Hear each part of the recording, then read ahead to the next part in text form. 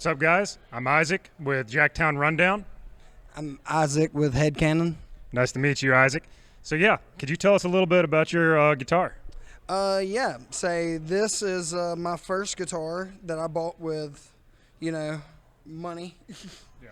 So it's a Mexican Strat body, Mexican Strat neck. It came with a maple fretboard, but I swapped it out. I swapped out these pickups for Texas Specials, and that's pretty much it. No backplate.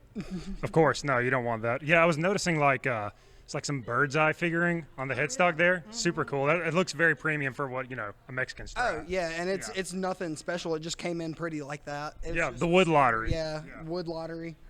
For sure. So what made you pick you said Tex-Mex pickups? The Texas Special single coils, yeah.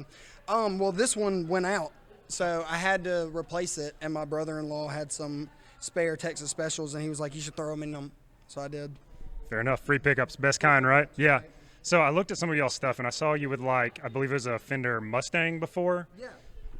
Right here. Yeah, there it is. It's a 97 crafted in Japan Mustang. We routed it for a hot rail. Yeah. And had to change out some stuff. It had a pretty good little chip on it when I got it. Yeah. Character, right? Yeah, character. Yeah. Okay, so when do you choose the Mustang over the Strat? Tunings. What tunings? So this one is E and drop D. Okay. And that is a half step down. Okay, very cool. What about string gauges between the two? I do the skinny top, heavy bottom Ernie balls on this one, and I do the skinny top, beefy bottoms on that one for the detuning. Very cool. So that was your first guitar. We all have our first guitar. Well, I had like a Squire. It was my first Fender. Yeah. First real guitar. Yeah. So what about this one? What drew you to the Mustang? I wanted one, and I was looking on Reverb, and this one, they were selling it for like $400 because someone, tried to smash it or something. But it was fine. The only thing I had to do was adjust the truss rod a little bit. I had changed these pots out just eventually, input jack just eventually. But yeah, same. I wanted one. I saw it, and I bought it. Perfect. No better reason. Would you mind just playing it for just a little bit?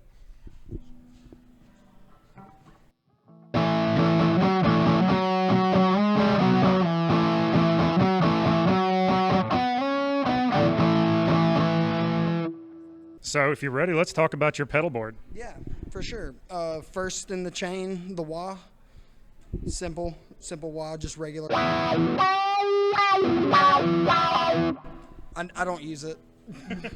Right. Not for HeadCannon, at least. I kind of just have it on there for when I'm playing around. They're fun, right? They're fun, yeah. They're fun, and we just jam around with friends of ours. So it's good to have on there when you're just mucking about. For sure. When you want one, you want it there. Yeah, when you want one, you want it there. So it made its way back to the board. Go from the wah to the polytune, buffer on. Important. Yeah. And then to the bonsai, the 9-way JHS tube screamer. This thing's pretty much on all the time. Like, it sounds fine without it, but it's just makes it a little fuller sounding. So mid boost of it. That's kind of like your default overdrive sound. Because I just use the clean on my amp because the dirty channel, the gain channel doesn't really take pedals super well. So I doing what I got to do. Yeah, for sure. Yeah. And then I go into that, and then I have overdrive preamp, kind of like a less distorted distortion. And then DS1, classic DS1, a little more distortion.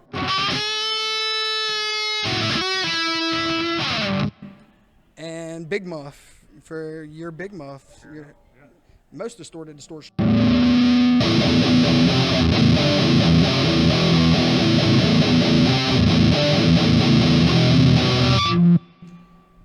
And then from that, I have my 10-band EQ, which I pretty much just use as a boost for other pedals. So like my less distorted pedals, if I need like a little boost in the rear, Just a little extra if I need it. Super chorus, another boss pedal, can't go wrong with. And then my Keeley Caverns, it's a delay reverb.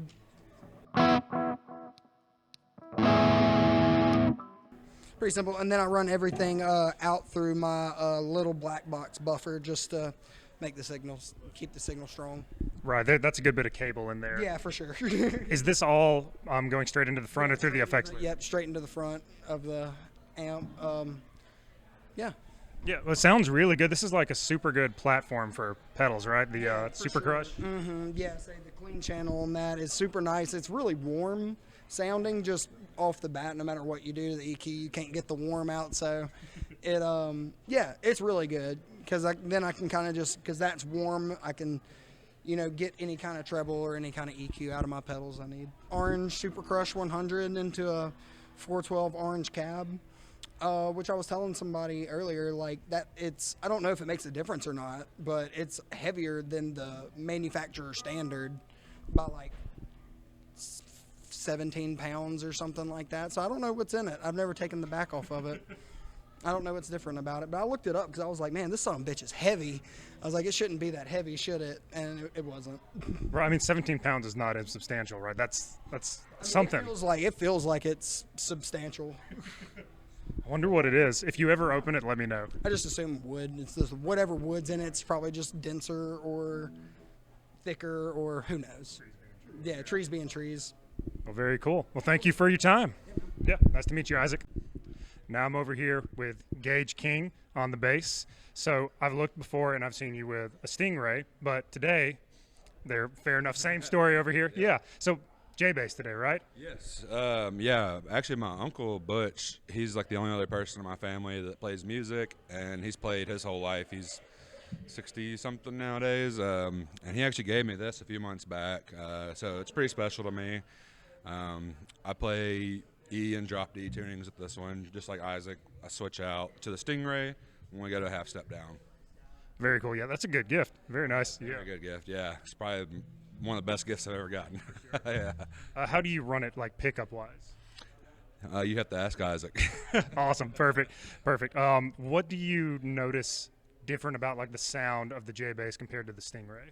I mean, I might not be using the right words, but it feels more full. So we get a little nasty sometimes, like sludgy, and I think my Stingray's better for that, and this is better for like your more conventional stuff. Yeah, that's pretty much how I would describe it. Yeah, makes sense. Cool. Would you mind playing just a little bit? Yeah, for sure.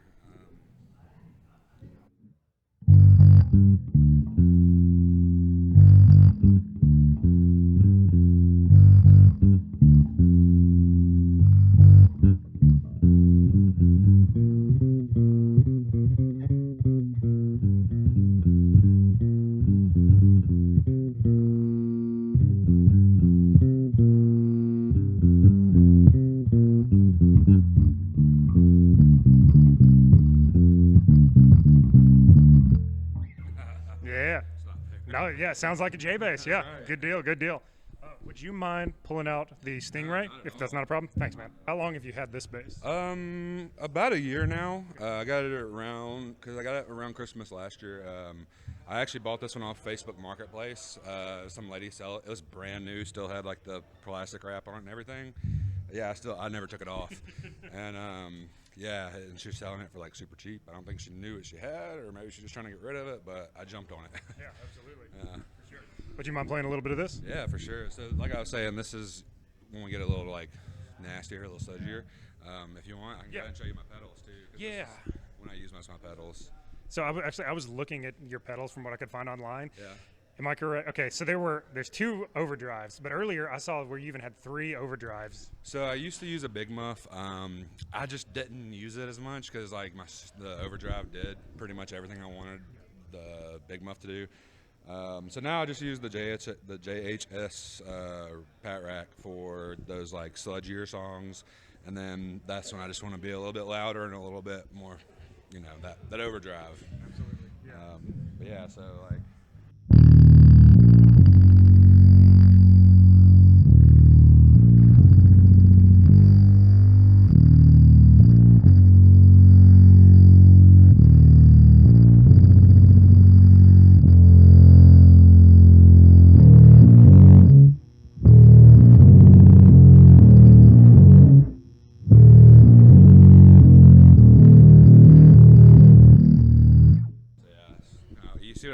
it's a little nastier. Yeah, I like that. Yeah, I do too. Which setting are you using on the pack rat? LA. LA. Go between LA and Dirty. That's why I had to check because tonight was an LA kind of night. You feel it by night, yeah. Yeah, I feel it by night. Venue kind of has to do a little bit with it too. Like I always bust out LA when we come to Martin's, just because you got a little bit of a bigger room, the stage, and the acoustics and everything are a little better in here than a lot of the places we play. Usually I'll switch to Dirty when it's like a smaller room and I can just bounce that shit off the wall real fast. So that's pretty much how I decide that. Yeah, that makes sense. And then for your amp, it's a Fender Rumble? Yep, Fender Rumble 500. Honestly, the sole reason I bought it was because of how light it is. You can pick it up, like it's light.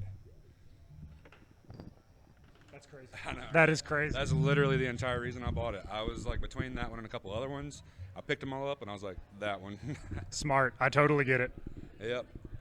Yeah, Isaac's really my music tech for most of my stuff. I'm kind of ignorant to a lot of it. I just make noise with my fingers.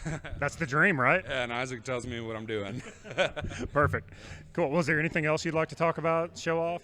I think that's it, man. I got my M Brave shirt on tonight. We miss them. So, yeah. What's the new team's name? I don't know. They're not the Braves, so I don't care. Hey, man, very cool. Well, thank you very much for your time. Thank you. Thank you. Hey, I'm JD, and I'm the drummer.